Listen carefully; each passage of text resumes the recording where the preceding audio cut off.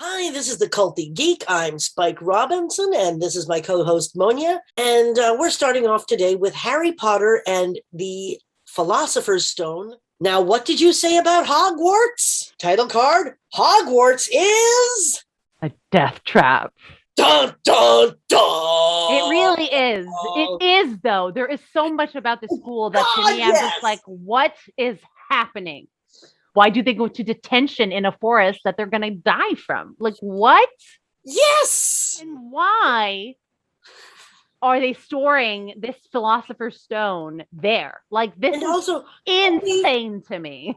Behind a door that a first-year student can unlock. Alohomora shouldn't have been worked. No, why are the children part of this? And what school needs a dungeon? This is not a school that was made out of a castle that later became a school. This is a school that has been a school for 1,000 years and was created as a school, and it has a dungeon. Well, I will say it is a universe where there are a lot of dangerous beings, so maybe they would need a dungeon to put aside like the trolls that just randomly wander into the school. But why would you have it with a forest that has werewolves and I know. But shall we talk about acromantulas? The elephant-sized spiders. Oh, I'm sorry. Arachnophobia? No, but it's just like, I don't want to, like, it's just like, oh my God. They're fine when they're the normal size. Oh, I love spiders. I think they're fun, but that's just me. But still, acromantula. Well, that's just a bit. And also, any bug or insect or arachnid is fine on its own. But when it brings 1,000 of its friends... I'm going to say I don't feel like the way that they're like, there's like a painting and then like, oh, she wandered away so we can't get in. Oh, yeah. Yeah, the paintings don't stay on post. The stairways move. Now, in the book, they just go somewhere different on a Friday. In the movie, the whole staircase goes... And that front of the stairway doesn't have any railings. Yeah. When I was making my notes, Wally said, "God darn it, Spike, you sound like an OSHA inspector." That is one thing that I feel like people do not take seriously enough because they're like, oh, whatever, it'll be fine. And I'm like, no, you say that until someone gets killed by a wolf. And then like, oh, shit, we maybe shouldn't have done that. It's all in fun until Siegfried or Roy gets mauled by one of their tigers. And that's in the real world. We have boil-producing potions with no potion. There's no safety equipment in potions class. There's no fume hoods. Why do they have the thing against the dark art at 11? Oh, defense against the dark art? Yeah, sorry. There. Yeah. Defense. Well, I guess you should learn defense, but... Yeah, defense. And the older students are the ones that get the restricted spells. But still, yeah, if you look at it realistically, they've just come out of a war. Okay, yeah. You're right. But they're still a society that duels, That's not good. But yeah, Standard Book of Spells, Chapter 7 is Alohomora.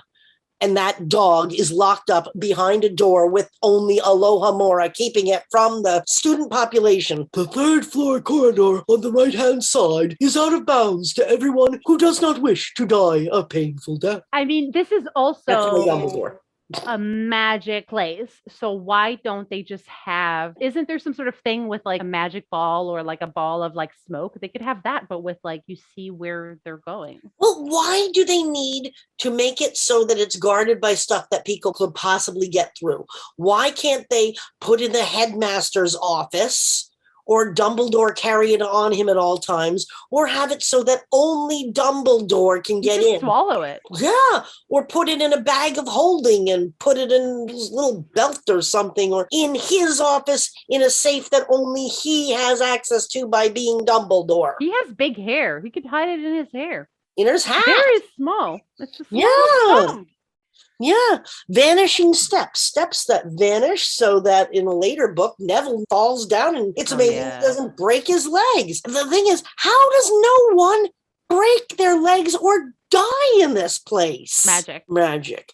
They have a cursed teaching position. That teaching position, Quirrell's one of a long line since 1957, and they're in 1990, I think, because I believe Harry was born in 1980, I'm wanting to say. Oh, okay.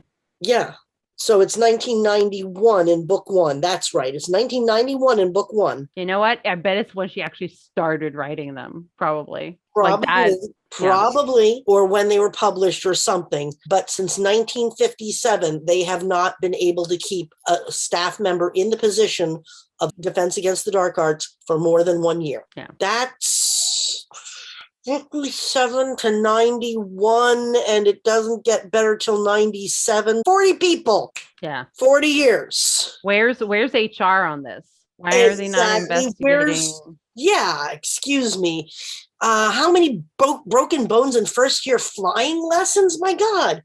Once again, just like Quidditch, where is the safety net below? The OSHA inspectors. For those of you not in the United States, OSHA is Occupational Safety and Health Administration. And it's what keeps us from having our bones broken at work. And I'm sure that every other semi-civilized country, or even more civilized country than us, has one. Yeah, when I started my job, we had to take some DO trainings that had to do with office safety and stuff. I'm sure that's a thing for I used to have to run them at the nursing home that I worked at. A nursing home feels like a place where you would definitely want to know that stuff. There were all sorts of regulations. There were fire training, choking training, first aid training. Let's move on to the ranking system. With head boy, head girls, prefects, students in charge of students based on their grades. I'm like, this is like a thing, right? Or is it like a boarding school thing where they have a boarding school? I feel like prefects and that stuff is somehow a thing. Yeah, and also the houses, they don't do that anymore, but they used to. But okay. Punishing a whole bunch of people that's for one person's thing, that is not a good deterrent. No, because then you really become, they turn on, They turn on each other. And also, I asked John about that, and he said, well, it's also pressure to make them grass on or tell on each other. Oh, there you go. Yeah, of course. And that just, to me, doesn't seem right. Well, we saw that in action with Draco. Yeah. And then he was surprised that he also was docked because he was out at night. And it's like, but he's you were so out at night. He thinks that because his father is Lucius Malfoy and he's rich. And then also this leads to the whole house giving an 11-year-old the silent treatment. There's a couple months where Harry is given in this book and in other books the silent treatment. Now, that is devastating bullying. That is the worst kind of bullying, in my humble opinion. But this is from the Gryffindors, right? From the Gryffindors, from everybody. Oh, from everybody. But it is from the Gryffindors and from the Ravenclaws and from Hufflepuffs. The Slytherins go, we owe you one, Potter. And they're certainly not his friends. Yeah. But an 11-year-old boy, he's a kid. Above all else, he is a little boy. I feel like it could have been made, not that it would make more sense, it would still be awful, because even though people know who he is and they're like, oh, he's famous, you don't really see that treatment, especially not amongst the kids. But if they had been treating him like, oh my God, he's so good, and then he messes up so severely, I could see them being like, we're so disappointed. Like, they do bring it up occasionally. I feel like not enough. Not enough. In the book, they do bring it up a little bit. Who is that? Do you see him? Yeah. And they're like, oh, it's Potter. Yeah. But then, okay, the sorting hat. It's a bit full of itself. And then also, I'll tell you where you ought to be. And let's talk about the houses for a minute here. So basically what we're doing is we're saying to 1/4 of all the students, every 4th student, sorry, you're evil.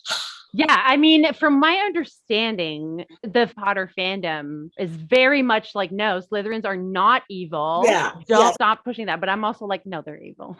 Well, there's not witch nor wizard that went bad that wasn't in Slytherin, but I'll name you 2 Slytherins that weren't evil. Sirius's brother, I can't remember his name, I'll put it down below. Sirius's brother is good.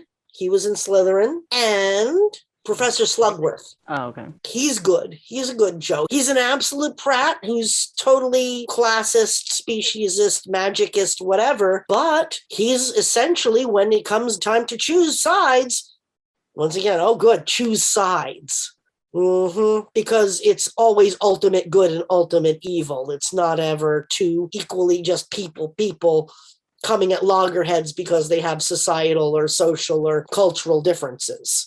It's always good against evil. But we wouldn't have a fairy tale fantasy story if that were the case. It doesn't sell very well to have. No, and I do think part of the success, though, is like, as much as we're complaining, I do think part of the success is that it does hit that child brain perfectly, because then you're like, oh, you see yourself as the hero, and you're just. And I will say this is like an adult. So yeah. Besides Pratchett, who I always go on about, or some of the other universes like Star Wars, where they had a complete universe, this is one of the most complex, intricate, and inviting worlds that you can get sucked into. Really, it is. As much as we're teaching about it's really quite fun. I mean, they managed to create a whole thing because you can single out the buildings, the things, there's the shops, the butterbeer, the frog, whatever. Yeah, there's so many standout things. Opportunities. Oh yeah, of course. Well, I will admit I do love my Bertie Bott's beans. And then of course it becomes, though, the whole school against Slytherin, at least in the first book. It's the whole school against Slytherin. Everybody doesn't like Slytherin, and that's just not healthy. And they actually address that in the last books and book 6. I think that maybe Jo knew that it wasn't right. Yeah. Maybe she knew. I feel like I've read somewhere, because I've mostly just read things about Harry Potter from fans here and there. And I feel like I read somewhere, because there's always been the fight about the houses, obviously. And people are like, oh, Hufflepuff sucks and blah, blah, blah, blah, blah. And I feel like I've seen multiple times people say, like, you can say what you want, but if you look at authorial intent, is like, no, there is no house better than the other. It's just like you have somehow convinced yourself. Yeah, well, and also they're not real. So like, how are you? Like, ultimately, at the end of the day, we are talking about a fictional series. Yeah, but people are very serious about their houses. Slytherin, ambition. Ravenclaw, book smarts. Gryffindor, bravery. Hufflepuff, I'll take the rest. Yeah. Okay, anti-cheating spells. What's your thought on anti-cheating spells put onto quills? How does it know? What does it mean? Couldn't they just have a spell that's like, you're in a bubble when you're doing your thing, kind of? Like, why does it have to be the quills? I'm just like, it's just weird. Well, also, I wasn't even thinking that level. I was just thinking, what is the ethics behind putting anti-cheating spells on quills? So people can't cheat.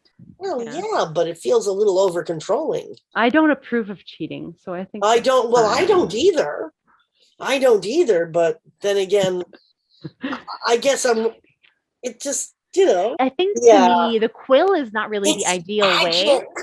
You could have it somewhere else where it's like, if it's cheating that you're looking on someone else's paper, then why wouldn't it just be that all the papers, like you can't, like there's a reflection somehow, right? So it's like you can't even read it. And then what would the other ways? I don't know how else you would. Back at UVM, we'd have 2 or even 4 different classes taking their exam in the same room. Oh, okay. And you were never next to somebody in the same class, so that I could be doing literary criticism. The next person over would be doing chemistry, and the person that way would be doing a biology exam. The closest thing to that I had is when there would be 2 tests and it would be like alternate. Yeah. Okay, let's see. Centaurs are awful, and this is just one line. They can't go against the stars or throw their lot in with humans. Sad. It's very sad. And then Dumbledore is just the worst. It starts badly because they're talking about how amazing he is and he's the best and whatever. And I'm like, this is give an invisibility cloak to a tween. I mean, he is encouraging Harry to do all of this stuff. To do all this. Let's talk about like that. 100%. Yeah, you're giving them the ability to go and nearly kill themselves rather than taking care of it yourself. 3 11-year-olds. I can't stress this enough. And Harry says, well, he gave us enough information to do it himself. I suppose he thought I deserved to. No, you're below the age of consent in any sane nation. Your brain hasn't developed enough. And yes, I know that we talked about this in the Buffy episode, that it's for kids. So kids, their biggest fantasy is that they can get away. Oh, the teachers are so stupid. They don't realize that it is in danger. It's like, you realize, kiddo, no, our job as adults, and I'm not even a parent and I'm appalled, because our job as adults, even if we don't have kids, is to keep any kid around us safe, not send them out after the wizard that killed their parents. No, Hogwarts is kill or be killed. But Dumbledore is enabling this, and he gives an 11-year-old an invisibility cloak that makes him able to go anywhere and abuse any school rule he wants. Oh, he's special. He's the chosen one. Rules don't mean anything to him. That's the worst thing you can teach a kid. Yeah, I want to see this from the perspective of another student that's like... Oh, you want to see something from the perspective of another student? Okay, say your house has won the House Cup again. And it's all totted up, and you're in the hall, and it's your house's colors, and you're already celebrating. And then the headmaster says, I have some small last-minute point additions to make. No, he should have done them before the feast. Yes. As soon as those events happened, he should have given them. It was anything else is, forgive the Dutch, a dick move. Yeah. It really done proudly. And it's humiliation. It's bullying. It very much seemed like an intendishment because it's like, Slytherin, you have kept winning over and over, and now we are gonna, in your face. How dare you be ambitious like you're chosen to be? And also splitting students into house based on one personality trait. Well, it's way more than that, right? Because it's Well, I mean, when I got sorted, I was actually disappointed to be sorted into Gryffindor. Yeah, me too. I'm a Ravenclaw. That's what I say. Yes. I'm like, obviously, I'm a Ravenclaw, and then I'm taking all the quizzes, and they're like, I'm an egghead. I'm like, I love to learn. Instead of stopping us, he taught us just enough to help. And Hermione says, but that's awful. And Harry says, no, it's not. And it's like, yes, it is. Objectively, yes. I mean, I know it's a fantasy thing, and it wouldn't be a fantasy book for kids if it didn't allow the kids to go. But objectively, no, you don't let 11-year-olds handle the wizard that killed their parents. You tell them what happened as soon as they're able to handle it, and then you train them over periods of years, and you protect them. Children are meant to be protected. Am I going on to? Well, I just want to talk about Hagrid, honestly, because I'm like, okay, you want to get on to Hagrid? Oh my God, because this fits in with that, where I'm like, why is Hagrid responsible? Let's go to Hagrid. Parentification 101. Hagrid is not only the worst, he should not be in charge of children. He should not be on school grounds at all. But no. I feel like that fits into the whole thing of like, what are you doing? Because it's like... Well, let's take a moment to explain what parentalization is for those who have never heard it before. It's a very specified form of abuse of children where an adult who is supposedly in charge of a child instead grooms the child to be their caregiver. Now, this is not done in all abusive homes, but it's done occasionally by people who probably have their own issues that they're going to turn their children into their parents. This is not right. So within 20 minutes of meeting Harry, he's asking him to keep secrets for him. Yeah. Don't mention that at Hogwarts. I'm not strictly allowed to use magic. Yeah, no, that is already... I was watching the movie Stillwater, and there was like a scene there too where like Matt Damon is talking to some little girl. He's like, but this is our secret, right? And I was like, I'm like, no! Yeah. Get him out of there. This is a red flag. No. Yeah. Well, I remember one very, very sad court case I was reading about where a woman was just her authority to have this child in her home was being taken away, and she burst into tears, and the child whom she had been abusing in this manner went over to comfort her. Yeah. Because the kid had become the parent of. Yeah. Kids don't want to see their parents upset either. Like it's No, they don't. This kid was more a caregiver to the parent than the parent ever was to the kid. Yeah, of course. Yeah. Yeah. I mean, it's a total upside down, and it's not right, and it leads to some pretty effed up stuff. Yeah. He loses his temper and tries to turn Dudley into a pig. Hello? He doesn't explain to an 11-year-old why it would be a bad thing to curse his cousin. He forgets to tell Harry how to get to platform 9 3/4. And in the movie, he's the one who abandons Harry at the train station. First of all, why are you sending him to go get him? This is a terrible idea. I would trust Hagrid with my life. And also, Hagrid proves himself very quickly that he cannot be trusted with secrets. He can't take a secret. So why is he in charge of fluff? Like that to me, and like he thinks it's okay to keep a dragon at a school. A dragon at a school. I'm not sure what the plan was with that. Did he think? Yeah, he lives in a wooden house. That's when you see the parentalization going on, because by that point it's Ron, Hermione, and Harry that are trying to talk sense into him. Now, when you've got an adult and he's by that point in his he's the same age as Voldemort. So he's actually in his late 60s by this point. Okay. Giants age slower. And he's a half giant, spoiler alert. Mm-hmm. But he's a guy in his mid-60s and 11-year-olds are trying to talk sense into him. What's wrong with this picture? And once he gets Norbert, he stops performing his job duties. He's in love with his child.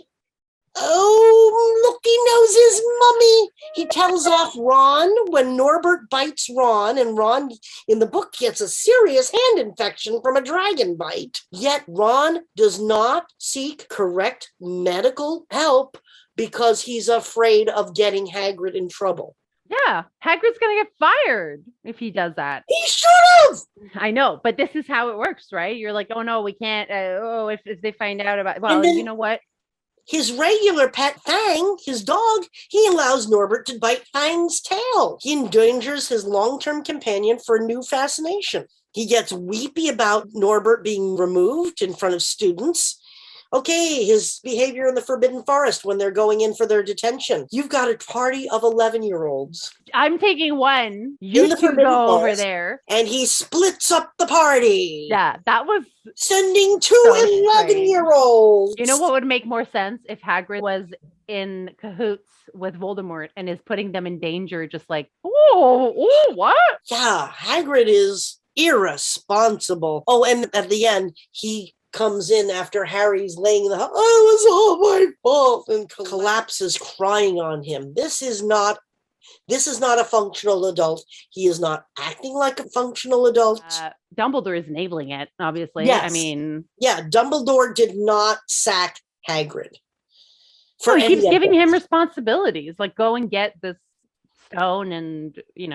It's like, oh gosh. Okay, now back to Voldemort and the Death Eaters, and the Malfoys are awful, but at least they're supposed to be. Yeah. They're fostering fear and distrust. Strength is everything. Voldemort's chief thing is to gather followers. Malfoy, he is boastful. He steals things from people. He's sadistic. When he attacks Neville with a leg locker curse, he says, I was looking for somebody to try that up on. He likes to watch people squirm. So when he sees the gang with the dragon, he doesn't tell on them right away in the book. He lets them sweat a bit. He's not so concerned about rules being broken so much as getting others in trouble or blackmail opportunity. Mm-hmm. Of course. He bullies Harry for not having a proper family. He bullies Ron for being poor, and he bullies Neville for not being magical enough. And also, you don't have enough brains. Malfoy probably knows what his auntie Bellatrix did to Neville's parents. Oh. Yeah. Okay, Spoiler alert, Bellatrix tortures Neville's Strange. parents into insanity. And I'm sure Malfoy heard about it at the supper table. He's not only racist against Muggles, but against Muggle-borns. He's the one who first comes out in the second book with the lovely term mudblood, which is supposed... I thought that was already like a... Oh, okay. No, it's in the second book. Mudblood. You know who. Harry feels a prickle of fear every time people say, you know who. It'd have been a lot more comfortable saying Voldemort without worrying. So you've got some phobia indoctrination. Yeah. Wizarding families, some wizarding families are better than others. The Weasleys are blood traders. Yeah. I mean, this to me sounds just like the English class system as well. Yeah. Transplanted into... Because, yeah, they're rich. They live in a manor with peacocks, you find out. Yeah. All but a castle. Oh, and here it is echoing what the Dursleys said. Unless you're a bit politer, you'll go the same way as your parents. Mm-hmm. And then Voldemort says you'll meet the same end as your parents. And then also, Voldemort generates a funny smell because anytime they get close enough to Quirrell, once he's got Voldemort on the back of his head, he's got a funny smell. So evil has a funny smell, apparently. But is it that, or is it just like, I don't even know what kind of corporeal shape, form, whatever Voldemort really is, but I can imagine that it's like, it would have some sort of rotting, maybe. Well, no, I mean, he's just possessing his body and sharing it with them. Ew, and popping out of the back of his head. Yeah, that's disgusting. I don't know. I guess I projected. I was like, yeah, listen, evil beings are but like... they mention the smell several times. So evil has a smell, apparently. But they were saying he was the one who was drinking unicorn blood. So is it Quirrell goes out and is like doing it to feed him? Yeah. Basically? Okay, yeah. Yeah. In this one, there is a Hubbard quote that is very close to this. There is no good in evil. There is only power, and those too weak to seek it. Yes, I thought that was a great quote to explain certain things going on. And also, yes, I don't like the idea of absolute good and absolute evil, but I also don't think that it's only power and those too weak to seek it. That's just... No, I mean, that's the thought of certain people that are usually in power and are doing things, and it's how many people does it harm, and are you intending that harm? And even if you aren't intending it and you're just being careless, still that's being careless. It's like drunk driving. Mm-hmm. Let's see. Voldemort says, there have always been those willing to let me into their hearts and minds. Sad but true. The Sorting Hat describes Slytherin as they use any means to achieve their ends. So the ends justify the means. And then Voldemort shows just as little mercy to his followers as he does to his enemies. And that's a big trope, is that the people on the bad side always treat their henchmen badly. Mm-hmm. Which means, once again, the Council of Watchers is evil because look how they treat their hench people. Yeah. Yeah. Y'all have noticed that we have not even bothered to do a plot synopsis because if you're watching this and you haven't been under a rock, we are assuming that you have either seen this movie a couple thousand times or read the book a couple hundred times. If you haven't, what are you doing? I mean, I'm following along pretty well, and I'm pretty sure this is the first time I saw the movie, at least. Really? In the books and in the movie, they have cognitive bias in action. The trio are sure that Snape is the culprit. And so any bit of information that comes their way, anything that they see happening, any clue, they fit it into their theory that Snape done it. Yeah. Yeah, because don't they even change their theory kind of at some point towards the end where it's like, oh, he doesn't want it for himself, but he still wants it for but it's still him going for it. Yeah, it's still him. But every single thing, every single exchange. Now, granted, they're only overhearing, because this is a book, just the right sentences to get that conclusion. But it's still a very excellent example of cognitive bias. Well, I think too, Snape in the movie, what's his name? Alan? No, wait. Alan Rickman. Rickman. There we go. Yeah. I mean, he is a very good actor. So he does play that disdain, the like icy, like I don't like you. Great, very well. Wonderful, the dearly departed Alan Rickman. Yeah. So he does play that very well. And it's like, of course, they're going to project even more. Like, obviously, he hates me. Yeah, behind the scenes, actually, it was Rickman who taught Rupert Grint how not to giggle in a scene. Apparently, Rupert Grint would regularly break up laughing in scenes, and Rickman taught them. In fact, just as something that I always say whenever I put these movies on is, what a master class it must have been for all of these students to be there. Michael Gambon, Maggie Smith, Alan Rickman, every single name, any one of the people playing the teachers. I mean, well, yeah, okay, yeah. Yeah. Say something mean, but what? Well, go ahead, be mean. I just don't. I mean, I don't think they really learned much. I don't think any of them can act really. Really? The kids, no. Oh, I don't know. Rupert Grint does. Emma especially is like. Yeah. Like frozen. Tom Felton is damn good. Yeah. You know what? He started off good. Yeah, he started off good. I've seen Rupert Grint in some pretty darn good things. Okay. I was surprised. And also, besides, he doesn't need to work. He runs his own ice cream truck. I know. But like, if you want to, it's still, I mean, that's the thing, right? It's like, you might not need to, but you might still want to. But the kid who played Neville is really good. But still, what an excellent opportunity to just hang out with the best actors of a whole generation. Yeah, I mean, and it's like, it is a full-on acting school because it went on that time. 10 years. Yeah. 10 years of filming. That's solid acting. I can't actually confirm this because I wasn't there, but it feels like, at least from looking at the aftermath, also known as no aftermath, as they grow up, that they might have been treated a bit better than like children actors were. Shirley Temple was famously kept in a box.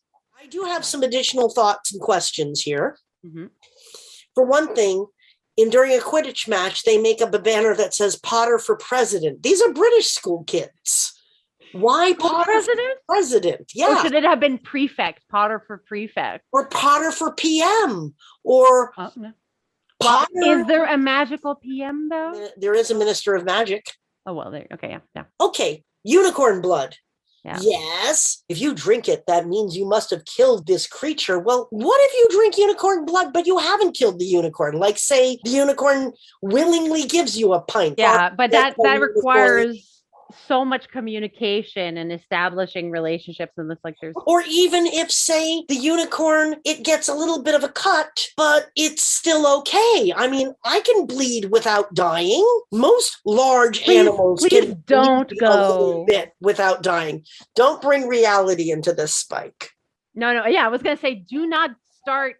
I'm getting concerned now. Don't go find these vampire fans. You're like, I'm fine. I just need to bleed a little bit and they can have it. No, don't do it. But seriously, don't do it. It's a big, large animal. We can lose one pint safely. Yeah. Well, I mean, it would also depend on if the person is evil or not. And we know that there's. So how does the blood know? How does the blood know when you're drinking it that you're the one? How about if somebody else killed the unicorn? How about if the unicorn just cut itself and you held a little bottle and then let it have a nice coagulant? I mean, these are very advanced. Forever, I could not understand why they don't have an apothecary where you just kind of nick them a little bit and they go, but then they're okay. So that just doesn't seem, you can take a horse's blood. They're not unicorns. Maybe unicorns are that sensitive. Oh, that's it. And that's why they're extinct, right? Or almost extinct. I guess they're not extinct in the Potter world. Okay, we already said, why do the magical protections to the stone have to be passable at all? Because let's face it, They can get through. Anybody can get through. It's literally, it's not that it's protected. It's like, here's an obstacle course. Here's a fun obstacle course for Why you don't to do you while play you get some to it. test? Yeah, go ahead. And at the same time, though, if Harry hadn't done that, nothing would have happened, because he needed to be the one to get the stone, because, right? Yeah, well, he was the only one who would have, only somebody who wanted to get the stone without you and not use it. I rolled my eyes at that. It was like, what? Yeah. Then it could just be gone forever. What are you talking? What? Okay, they sort by alphabetical order in the book. In the movie, it's Granger, Malfoy, Bones, Weasley, Potter. That's not alphabetical, last time I checked. No, but we can blame the director and the script. That is definitely, I think, probably a difficulty in movies and stuff when they have to do graduation scenes or anything like that that's alphabetical. And you're like, oh, but all our characters are kind of... Yeah, and we're all leading up to Potter, so that we can't have anybody after Potter. But it's like elemental P. So Weasley would be after Potter. Wouldn't it be more fun if this hat was kind of sentient and it would just hop to whatever person? No, but it would hop to the person that, instead of it even being alphabetical, it's like the hat knows which person they want to go to. And so you've already, and so it already sends you to where you belong based on a personality trait. And people aren't really... When you're 11, you're still not your complete self yet. You're still learning. You still need to be juggled against people. And why would you put people in a house with similar traits rather than different ones to get them to know how to live and work with people of different traits? Let's put all the daredevils in one house, all the ambitious creeps in another, all the bookheads in another. If nothing else, then because people have adopted these as like deathly serious things. And, oh God, yes. So I'm like, okay, well, I guess they probably would be serious about this. Okay, and then also, here we go. Are the chocolate frogs really sentient? I'm going to say no. I believe they're probably like, the toys you press and they start doing things. I feel like it's probably like that. They're probably something that like they start moving, but then they'll stop. Yeah, it was like, well, Ron does say they only had one good jump in him, but it's still a little scary. Well, yeah, of course it is. I mean, I'm not going to say I was so tender-hearted that I always felt guilty about biting the heads off of animal crackers, but it feels like a whole other... If they were moving, that might have been a different story. Yeah, Okay, well, that's my whole list.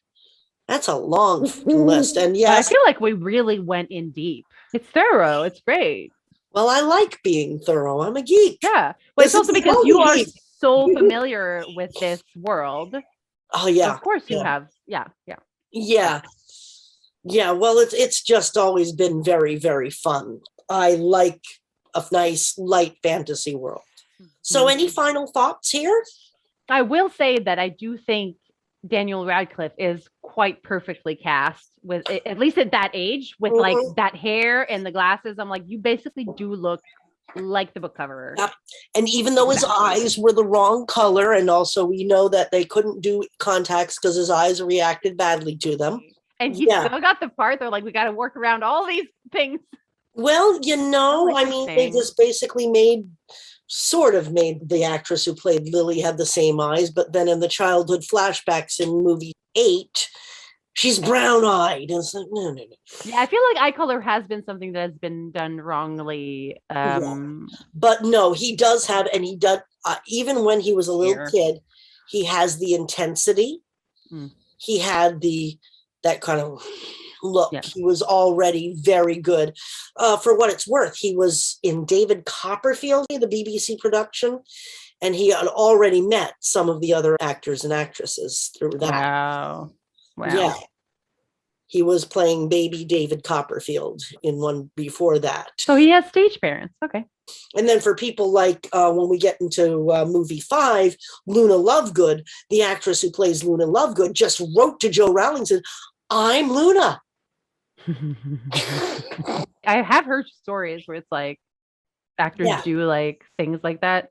It's fun when it works out, but there's got to be so many stories. Not just for the kids, but also for all of the actors and actresses. Mm-hmm. Can you think of anybody else who could do a better Hagrid than Robbie Coltrane? Hagrid is Hagrid, but they do change Dumbledore, right? Yes, because I'm blanking on the name. The actor, I'll put him below, passed on after the second movie, and they cast Michael Gambon. You see, I'm very bad at names without them right in front of me, but the brilliant actor who plays the werewolf teacher in year 3, Lupin, he is perfect. He is so perfect for that part. It could have been written for him. Yeah. Who could be Snape but Alan Rickman? What more needs to be said? I feel like if this movie had been made in the US, it would have been like, I don't know, Ryan Reynolds as Snape or something. And then they're going to have like Channing Tatum as Dumbledore. One of the things that I heard was that Whoopi Goldberg wanted to be in it. And I was like, no, sorry. I like Whoopi Goldberg. I really love her as Guinan. But if she had been in it, the whole spirit would have been changed, because it would have been turned into a CBS after school special. She would have had something wise and witty and wonderful to say to the kids. And it's like, no, these kids are left alone paddling to themselves. There's nobody who gives them that warm, folksy wisdom that she gives. No, it just would have been ruined with Whoopi Goldberg in it, in my humble opinion. At me if I'm sure we could think of a role. And not because she would have been bad, but because she was just so not one of the characters in the book. They're all quite stern, and like stiff upper lip. Maggie Smith was perfect. Yeah. Oh yeah, for sure. Yeah, for sure. She definitely was, but because she was strict, she was stern. Whoopi would have, bless her socks, love her dearly. But no, it would have been like strawberry jam on a dill pickle. I mean, the thing that I'm now reminded of is when they gave Ed Sheeran a cameo in Game of Thrones. And it was like, why would you do this? Like, no one who's watching this is like, oh, what a great, wonderful scene at the campfire. No, everyone is like, why the F is Ed Sheeran there? What is he doing? Yeah. And there are a certain class of actors that all they can do is play that one character. Yeah. Although Ed Sheeran is not even an actor. So like I think that was part of it. Tom Baker, although brilliant as Doctor Who number 4, was only brilliant as Doctor Who number 4 because Doctor Who is just Tom Baker. Yeah. If you've seen him in anything else, he's still Tom Baker. Whereas, say, Doctor Who number 6, Pete Davison, every single thing that you see him in, he's a totally like Tennant person. And Tennant is like that too, and Eccleston as well. Yeah, those are my time. So my favorite Doctor Who is still going to be Sylvester McCoy. That's fine. Oh, I love him. Yeah. So, any case.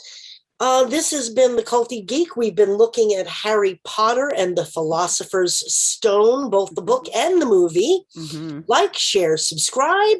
Send us some money so I can keep on editing these. She does a lot of hard work on that. Thank you. I do. Mm-hmm. I love it, but it's still.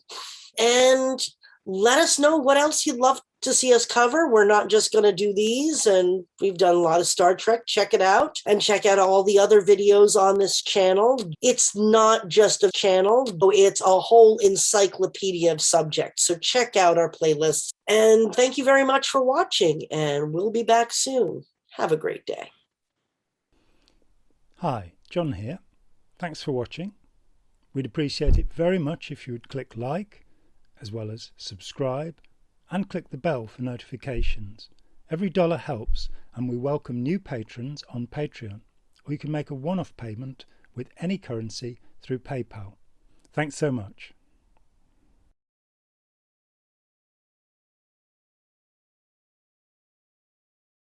He's in love with his child. Oh, look, he knows his mummy.